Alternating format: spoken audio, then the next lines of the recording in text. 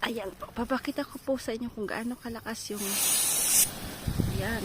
Yan po yung sinasabi ko sa inyo, Canal Arrosage. Kung nandito po kayo sa France, gusto niyo pong bumili ng bahay, titingnan niyo po yun. Nakalagay po yun sa description ng bibili nyong house.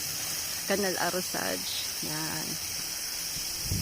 Yung sa amin po, 60 euros yearly yung binabayad namin. Para po may libre po yung water na yun, wala pong metro. Bali 60 euros lang po yung babayaran within 1 year. Kaya lang dito, hindi po everyday yung yung water. Bali today, this week parang Monday lang po, Thursday, yung 2 days. Yan.